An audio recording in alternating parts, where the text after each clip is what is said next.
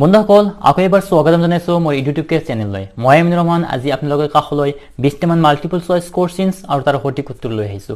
আজি যিবোৰ প্ৰশ্ন লৈ আহিছো এই প্ৰশ্নবোৰ পৰিৱেশ বিজ্ঞানৰ অন্তৰ্গত ভাৰতীয় স্বাধীনতা সংগ্ৰামত অসমৰ যি ভূমিকা সেই চেপ্টাৰৰ পৰা 20টামান সিলেক্টেড কোৱেশ্চনছ লৈ আহিছো। আশা কৰিম আপোনালোকে নিশ্চয় আজিৰ এই ভিডিঅটো ভাল পাব। তেনেহলে আমাৰ সময়বোৰ নষ্ট নকৰি পোনে পোনে মোৰ ভিডিঅটো আৰম্ভ কৰো।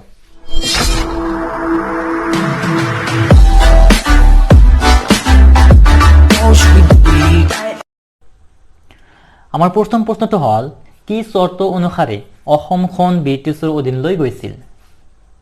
আমাৰ উত্তৰটো হ'ব 1826 চনৰ ইয়াণ্ডাবু সন্ধিৰ শৰ্ত মতে। এতিয়া হল দ্বিতীয়টো প্ৰশ্নলৈ, ইয়াণ্ডাবু সন্ধি কেতিয়া আৰু ক'ত হৈছিল?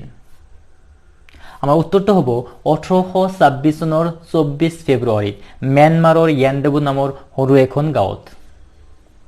এতিয়া হল তৃতীয়টো প্ৰশ্নলৈ, ইয়াণ্ডাবু সন্ধিৰ আগত অসমখনত কোনে শাসন কৰিছিল? উত্তৰটো হ'ব আহোম ৰজাসকলে। আহোম ৰজাসকলে প্ৰায় অসমত 600 বছৰ ৰাজত্ব কৰিছিল, 1228 চনৰ পৰা 1826 চনলৈকে। এতিয়া হল 4 নম্বৰ প্ৰশ্নলৈ, ইয়াণ্ডাবু সন্ধি কাৰ কাৰ মাজত হৈছিল? আমাৰ উত্তৰটো হ'ব ব্ৰহ্মদেশ আৰু ব্ৰিটিছৰ মাজত। ব্ৰিটিছ বাহিনীৰ ফালৰ পৰা ছাৰ আৰ্চিবল্ড কেম্বেল আৰু ব্ৰহ্মদেশৰ ফালৰ পৰা লেগায়ু ৰাজ্যপাল মহামিল্লা কিয়টিনে এই সন্ধিত স্বাক্ষৰ কৰিছিল। এতিয়া হওক 5 নম্বৰ প্ৰশ্নলৈ, ইংৰাজৰ বিৰুদ্ধে বিৰোধিতা কৰা প্ৰথমগৰাকী অসমীয়া কোন? আমাৰ উত্তৰটো হ'ব গমধৰ কৌৰ। ৰাজদ্ৰোহৰ অপৰাধত ব্ৰিটিছে তেওঁক 14 বছৰৰ বাবে কাৰাদণ্ড বিহে আৰু ৰংপুৰৰ বৰ্তমান বাংলাদেশত জেললৈ প্ৰেৰণ কৰিছিল। এতিয়া হল 6 নম্বৰ প্ৰশ্নলৈ, পিয়লি ফুকন আৰু জিউৰাম দুলীয়া বৰুৱাক কেতিয়া ফাঁচি দিছিল? আমাৰ উত্তৰটো হ'ব 1830 চনত। ৰংপুৰৰ ইংৰাজৰ চিপাহীৰ চাউনীত জুই দিয়াৰ অপৰাধত তেওঁক গ্ৰেপ্তাৰ কৰিছিল আৰু পিছত 1830 চনত ফাঁচি দিছিল। এতিয়া হল 7 নম্বৰ প্ৰশ্নলৈ, চিপাহী বিদ্ৰোহ কেতিয়া আৰম্ভ হৈছিল? আমাৰ উত্তৰটো হ'ব 1857 চনত। চিপাহী বিদ্ৰোহক ভাৰতীয় স্বাধীনতা সংগ্ৰামৰ প্ৰথম বিদ্ৰোহ বুলি জনা যায়। এতিয়া হল 8 নম্বৰ প্ৰশ্নলৈ, অসমত চিপাহী বিদ্ৰোহৰ গুৰিধৰোতা কোন আছিল? আমাৰ উত্তৰটো হ'ব মণিৰাম দেৱানী। মণিৰামৰ বিষয়ে আন এটা কথা জানি লওঁ, মণিৰাম দেৱানীয়ে প্ৰথমে অসমত নিজাকৈ চাহৰ বাগান আৰম্ভ কৰিছিল।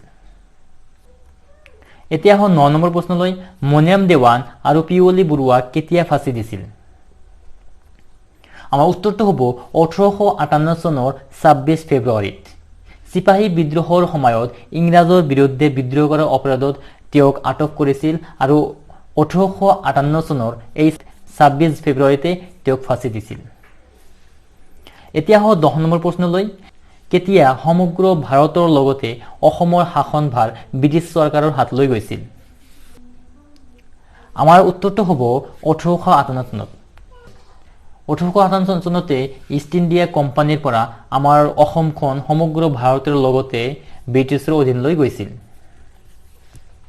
এতিয়া হল 11 নম্বৰ প্ৰশ্নলৈ, কিমান চনত ইংৰাজসকলে আইন কৰি আফু খেতি বন্ধ কৰিছিল? আমাৰ উত্তৰটো হ'ব 1861 চনত।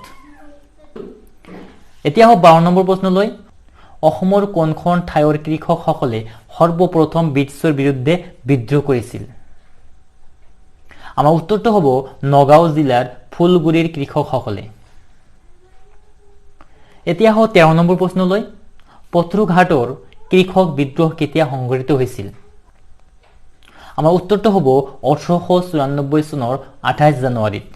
এই বিদ্ৰোহক দমন কৰিবলৈ ইংৰাজ শাসকবৰ্গই 140 জন নিৰীহ কৃষকক নিৰ্বিচাৰে গুলীয়াই হত্যা কৰিছিল। এতিয়া হল 14 নম্বৰ প্ৰশ্নলৈ, অসমৰ কৃষক বিদ্ৰোহসমূহ কোনে পৰিচালনা কৰিছিল? আমাৰ উত্তৰটো হ'ব ৰাইজ মেলে। ৰাইজসকলে একত্ৰিত হৈ আলোচনাৰ মাধ্যমত এই বিদ্ৰোহবোৰ পৰিচালনা কৰিছিল। এতিয়া হল 15 নম্বৰ প্ৰশ্নলৈ, এই সকলোবোৰ কৃষক বিদ্ৰোহৰ প্ৰধান উদ্দেশ্য কি আছিল? আমাৰ উত্তৰটো হ'ব বৰ্ধিত খাজনা। বৰ্ধিত খাজনাই আছিল কৃষকসকলে কৰা বিদ্ৰোহবোৰৰ একমাত্ৰ কাৰণ। এতিয়া হল 16 নম্বৰ প্ৰশ্নলৈ, 1920 আৰু 21 চনত মহাত্মা গান্ধীৰ নেতৃত্বত হোৱা অসহযোগ আন্দোলনত অসমৰ পৰা নেতৃত্ব কোনে কোনে দিছিল আমাৰ উত্তৰটো হ'ব চন্দ্ৰনাথ শৰ্মা তৰুণৰাম ফুকন নবীন চন্দ্ৰ বৰদলৈ নলিনীবালা দেৱী শ্যামচৰণ দেৱ ইত্যাদি লোকসকলে অসমৰ পৰা অসহযোগ আন্দোলনত নেতৃত্ব বহন কৰিছিল এতিয়া 17 নম্বৰ প্ৰশ্নলৈ 1930 আৰু 32 চনত হোৱা আইন অমান্য আন্দোলনত অসমৰ পৰা কোনে কোনে অংশগ্ৰহণ কৰিছিল আমাৰ উত্তৰটো হ'ব হেমচন্দ্ৰ বৰুৱা অমিয় কুমাৰ দাস ৰমণী মোহন ৰায় সিদ্ধিনাথ শৰ্মা চন্দ্ৰপ্ৰভা শইকীয়ানী ইত্যাদি লোকসকলে এতিয়া 18 নম্বৰ প্ৰশ্নলৈ 1942 চনত ভাৰত ত্যাগ আন্দোলনত অসমৰ পৰা নেতৃত্ব কোনে কোনে দিছিল আমাৰ উত্তৰটো হ'ব গোপীনাথ বৰদলৈ বিষ্ণুৰাম মেধি মোহাম্মদ তৈবুল্লাহ ফখৰুদ্দিন আলী আহমেদ কমলা মিৰি ভীমবৰ দেউৰী অৰুণ কুমাৰ দে হৰলাবালা দেৱ আদি লোকসকলে অসমৰ পৰা 1942 চনত ভাৰত ত্যাগ আন্দোলনত নেতৃত্ব দিছিল এতিয়া 19 নম্বৰ প্ৰশ্নলৈ কুশল কোঁৱৰক কেতিয়া আৰু কিয় ফাঁচি দিয়া হৈছিল আমাৰ উত্তৰটো হ'ব 1943 চনৰ 15 জুনত 1942 চনৰ 9 অক্টোবৰত শিৱসাগৰ জিলাৰ সৰুপথাৰত ৰেল দুৰ্ঘটনা সংঘটিত হৈছিল আৰু ইয়াত জড়িত থকাৰ অপৰাধত তেওঁক ধৰি লৈছিল আৰু পিছলৈ 1943 চনৰ এই 15 জুনৰ তাৰিখে তেওঁক ফাঁচি দিয়া হৈছিল এতিয়া শেষৰ প্ৰশ্নলৈ গহপুৰ থানাত পতাকা উত্তোলন কৰিবলৈ যাওঁতে পুলিচৰ গুলিত কোনে প্ৰাণ আহুতি দিবলগীয়া হৈছিল আমাৰ উত্তৰটো হ'ব কনকলতা আৰু মুকুন্দ কাকতিয়ে আশা কৰোঁ আপোনালোকে মোৰ এই ভিডিঅ'টো ভাল পাইছে